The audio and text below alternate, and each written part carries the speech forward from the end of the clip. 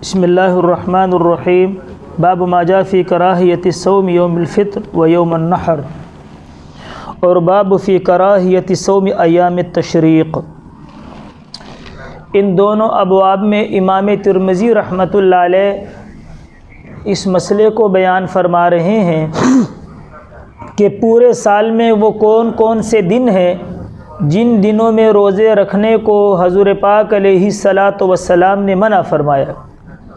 دیکھیں کتاب الطہارت میں، کتاب الصلاۃ میں آپ نے یہ مسئلہ پڑھا تھا کہ 5 اوقات میں نماز پڑھنا ممنوع ہے، اللہ کے نبی نے منع فرمایا ہے۔ اور وہاں پر بھی ہم نے یہ بات عرض کی تھی کہ مکروہ اوقات کے 2 گروپ بنائے تھے۔ ایک وقت مکروہ کا وہ ہے کہ جس میں آپ نفل نہیں پڑھ سکتے، قضا پڑھ سکتے ہو، جنازہ پڑھ سکتے ہو، سجدہ تلاوت کر سکتے ہو، اور وہ عصر اور فجر کے بعد کا وقت ہے۔ اور 3 اوقات ایسے ہیں جس میں آپ کوئی بھی نماز نہیں پڑھ سکتے، سجدہ تلاوت بھی نہیں کر سکتے، کچھ بھی نہیں کر سکتے۔ وہ ہے سورج نکلنے کے وقت، اور ٹھیک دوپہر کا وقت جب زوال نہیں ہوتا، اور غروب کا وقت۔ اسی طرح اس باب میں بھی امام ترمذی رحمۃ اللہ علیہ نے جن دنوں میں روزہ رکھنا ممنوع ہے ان کے 2 گروپ بنائے ہیں۔ ایک گروپ ایسا ہے کہ جس میں قطعاً روزہ نہیں رکھ سکتے، بلکہ بعض علماء نے کہا کہ اس دن میں روزہ رکھنے والا صرف شیطان ہی ہوتا ہے۔ وہ 2 گروپ میں پہلا گروپ جو سخت ہے وہ چھوٹی عید اور بڑی عید کا دن ہے، یوم الفطر و یوم الاضحیٰ، چھوٹی اور بڑی عید کا دن۔ کہ چھوٹی عید کا دن جو ہے وہ خوشی کا دن ہے، اور اس بات کو وضاحت اور کرنے کے لیے کہ بھی آج روزہ نہیں ہے، اور آج ہمارے اس روزوں کی تکمیل کی خوشی میں اللہ جل شانہ نے ہمیں یہ دن، لیکن خوشی کا مطلب بھی یہ نہیں ہے کہ آپ سارا کچھ چھوڑ دو۔ لوگ جیسے چاند نظر آتا ہے تو بازاروں کا رخ کرتے ہیں، ساری رمضان کے اعتکاف اور ساری رمضان کے جو معاملات ہیں وہ ضائع کر دیتے ہیں۔ یہ نہیں ہے خوشی کا، دیکھو اظہار، خوشی کا اظہار نہ تو ناچ گانے سے ہوتا ہے اور نہ بازاروں سے ہوتا ہے۔ خوشی ایک دل کی کیفیت کا نام ہے کہ اللہ کی عطا کی ہوئی توفیق کے اوپر دل سے خوش ہو جائے کہ اللہ کی توفیق سے میں نے روزہ رکھا، اللہ کی توفیق سے میں نے قرآن پڑھا، اللہ کی توفیق سے میں نے تراویح پڑھی۔ اور اس خوشی کا اظہار شریعت عید الفطر اور عید الاضحیٰ میں 2 رکعت سے کرتی ہے کہ بھئی اللہ کے لیے 2 رکعت پڑھی جائے، یہ ہے۔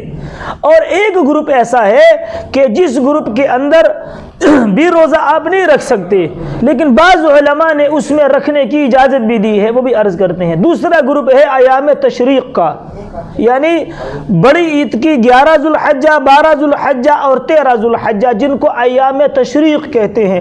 اب ان میں بھی روزہ نہیں رکھنا ممنوع ہے، لیکن اصل مسئلہ یہ ہے کہ ایک آدمی حج کے لیے چلا گیا، اور حج کی 3 قسمیں ہیں، حج قران، حج تمتع اور حج افراد۔ تو حج تمتع اور قران کرنے والے کے پاس اگر ہدی نہیں ہے، قربانی کا جانور نہیں ہے، تو اس کا مسئلہ یہ ہے کہ فقہاء علماء اس کے لیے کہتے ہیں کہ آپ نے ذوالحجہ یعنی بڑی عید سے پہلے 3 روزے وہاں رکھنے ہیں، جو قرآن کی آیت سورہ بقرہ سے ثابت ہے، اور 7 روزے واپس گھر آ کر رکھنے ہیں، تلک عشرۃ کاملہ، یہ 10 روزے ہو جائیں گے۔ اب اختلاف اس ایام تشریق میں ہے کہ اگر کسی آدمی نے عید سے پہلے روزے بھی نہیں رکھے، قربانی کا جانور بھی اس کے پاس نہیں تھا، غریب آدمی تھا، حج کے لیے چلا گیا اور جانور اس کے پاس نہیں ہے، تو اب یہ کیا کرے؟ تو حضرت امام علی مقام، امام اعظم امام ابو حنیفہ رحمۃ اللہ علیہ، حضرت امام شافعی رحمۃ اللہ علیہ کا مفتابی قول، اور حضرت امام احمد ابن حنبل رحمۃ اللہ علیہ کی ایک روایت یہ ہے کہ اب اس کے لیے کوئی گنجائش نہیں ہے، اب یہ صرف قربانی کرے گا بس، اب کوئی گنجائش نہیں ہے۔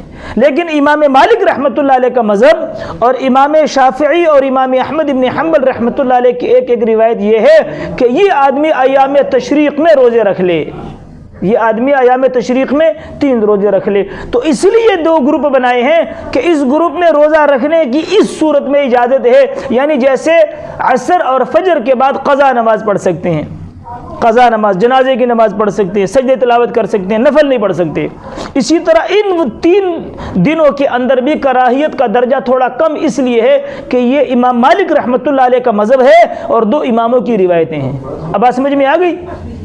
لیکن یہ جو پہلا گروپ ہے چھوٹی اور بڑی عید کا جو دن ہے، اس دن میں کوئی امام روزہ رکھنے کی اجازت نہیں دیتا کہ چھوٹا عید اس بات کے لیے ہے کہ آج روزہ نہیں ہے، اور بڑا عید یہ اللہ کی ضیافت کا دن ہے جس دن اللہ پاک صاف گوشت تمام مسلمانوں کو کھلاتے ہیں۔ اس دن روزہ رکھنا اللہ کی ضیافت سے اعراض کرنا ہے، منہ موڑنا ہے۔ بات سمجھ میں آئی؟